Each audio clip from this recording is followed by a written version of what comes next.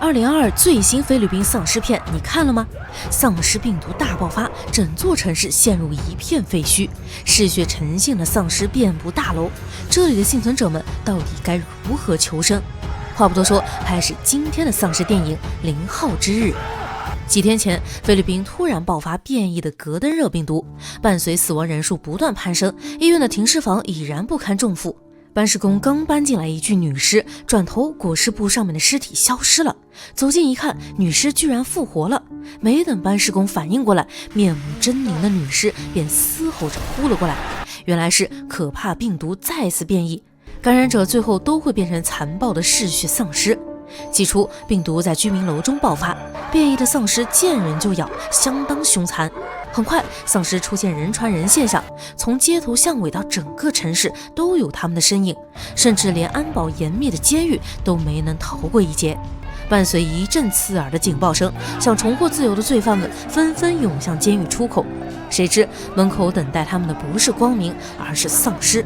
罪犯们连忙折返，可惜来不及了，丧尸开始疯狂狩猎，眼看要被团灭，男主拉蒙站出来力挽狂澜。他是前美国特种兵，因为帮助朋友意外入狱。拉蒙身强体壮，拳拳到肉，轻松地将丧尸狱警制服，之后更是一脚踢飞一个丧尸。可是监狱里的丧尸越来越多，这么消耗体力也不是办法。好基友长毛哥在拉蒙的庇护下成功躲过丧尸攻击，最后两人合力从丧尸司机手上抢下一辆面包车，成功逃离了监狱。途中拉蒙赶紧打电话联系妻子雪莉，结果无人接听，这让拉蒙的心一下悬了起来。本打算和长毛哥各回各家，然而对方无父无母，孤家寡人一个。以前在监狱里，拉蒙对长毛哥各种照顾，为了报恩，长毛哥要和他一起找人。从车上的广播得知，如果周围没有攻击目标，丧尸将处于沉睡状态，但他们对声音极度敏感，一旦听到任何风吹草动，丧尸会立刻苏醒。目前没有病毒解药，安全起见，所有人务必待在家中，紧闭门窗。巷子里发生车祸，拉蒙的车无法通行，两人只能放弃车辆，选择步行。可刚下车，就看到一群躁动的丧尸挡在回家的必经之路上，避免打草惊蛇，两人决定另辟蹊径。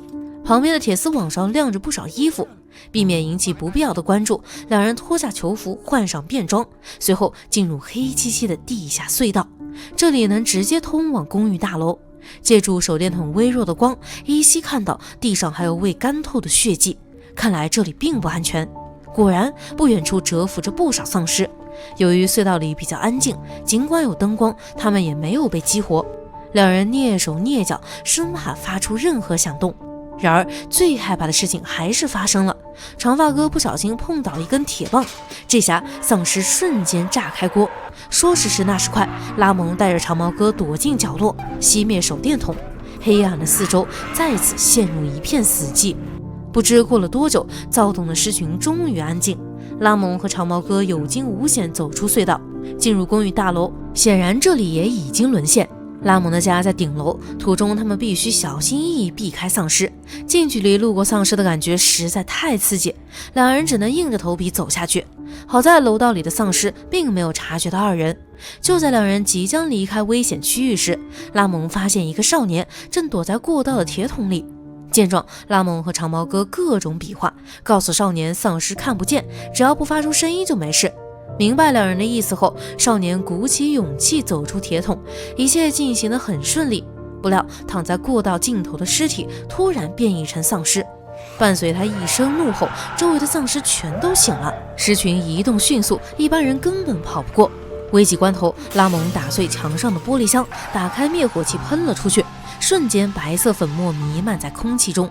紧接着拉蒙举起斧头解决落单的丧尸，之后终于成功到家。房间里的景象让拉蒙整个人都不好了，地板上有血迹，妻子和女儿更是不知所踪。看着他们的照片，拉蒙差点壮汗落泪。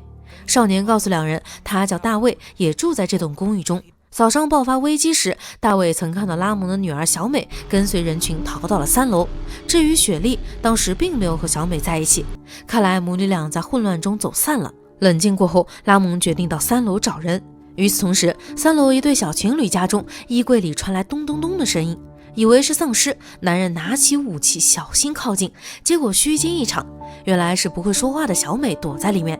另一边，和女儿走散后，雪莉放心不下，从避难点跑出来找人，结果遇到了丧尸。尽管雪莉已经察觉丧尸的弱点，捂住嘴巴，但也架不住丧尸前后夹击。丧尸越来越近，雪莉两眼一黑倒了下去。等到醒来，两只丧尸竟自相残杀，领了盒饭。雪莉之所以晕过去，是后背不小心插上了铁钉，还没缓口气，又有一道身影不断靠近。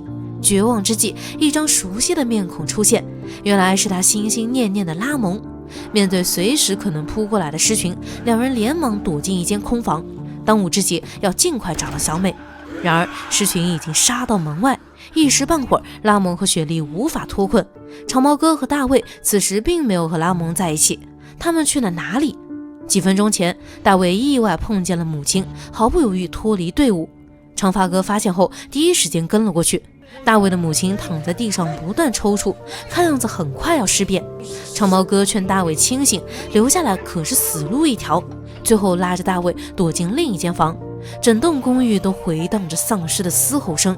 和拉蒙一样，长毛哥他们也被困在原地，坐以待毙不是办法。为了拯救大家，一辈子唯唯诺诺的长毛哥决定干回大事。他冲进楼道，敲击铁棍制造声响，终于引开狮群。拉蒙、雪莉以及大卫抓住机会往楼下跑，然而外面的丧尸不断涌入，前路被彻底阻断。没办法，为找到避难所，他们每家每户敲门，终于有人打开了房门。至于长毛哥，面对来势汹汹的狮群，终究寡不敌众，最后悲情下线。开门的男人是镇上的警长，巧的是，警长就是大卫的父亲。房间里还有其他幸存者，让雪莉惊喜的是，女儿小美也在这里。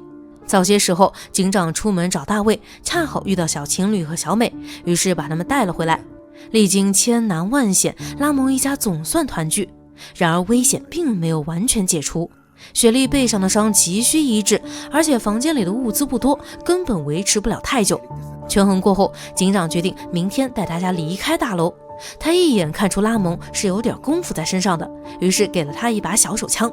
晚上，警长收拾行李时，却看到了扎心一幕：儿子大卫竟被丧尸咬伤了腿，凸起的青筋快要爬到他的脸上。留给大卫的时间不多了，警长对大家隐瞒了这件事，准备连夜带大卫离开。可不出意外的话，意外还是发生了。大卫突然尸变，发了疯似的冲向幸存者。千钧一发之际，拉蒙果断开枪爆头，儿子惨死，警长当场失心疯，不让房间里的人离开就算了，还要他们给大卫陪葬。说完，警长便开枪打死了2个人。拉蒙带着老婆孩子离开房间，可是刚才的枪声已经把整栋楼的丧尸引到这里，要想活命，只能杀出一条血路。拉蒙将雪莉和小美安顿好后，拿出步枪开始疯狂扫射，用光子弹后，他又掏出小手枪继续战斗，但很快又弹尽粮绝了。拉蒙依旧不慌，淡定地掏出一把匕首，开始和丧尸近身肉搏。沉浸在战斗中的拉蒙丝毫没察觉身后的老婆孩子不见了。等解决完丧尸，拉蒙到处寻找，都没有雪莉和小美的踪迹。原来警长认为是拉蒙杀死了他的儿子，于是找了过来。看到躲在一旁的雪莉母女，本准备杀死2人，不料被雪莉抢走手里的枪，成功反杀。丧尸听到枪声杀了过来，母女2人再次走散。最终，拉蒙在一个角落发现了小美。正当他安慰惊魂未定的女儿时，身后出现一只丧尸。就在这时，一声枪响，丧尸倒下了。开枪的不是别人，正是赶来的雪莉。拉蒙告诉他，公寓外面停着一辆面包车，赶紧带着小美离开。说话间，拉蒙的神情有些异样，他似乎没有离开的打算。万万没想到，拉蒙到阳台找人时，不小心被丧尸袭击，伤口已经感染，说不定马上就会尸变。尽管很不舍，雪莉还是听从拉蒙的安排，带着小美从地下隧道离开公寓，顺利找到了面包车。故事最后，以一挡百的拉蒙注定无法逃脱变异的宿命。作为一部2022年上映的丧尸片，故事实在太老套了，基本每一个情节都给人似曾相识的感觉。唯一的亮点可能就是男主角干净利落的动作戏了。尽管电影时长只有80分钟，可淡薄的故事内容并不足以支撑，如果拍成短片，效果可能会更好。不过对菲律宾而言，能拍出这样的水准已经很不错了。好了，今天的故事到这里就结束了，喜欢的宝子们可以去看一看原片。最后不要忘记3连支持一下哦。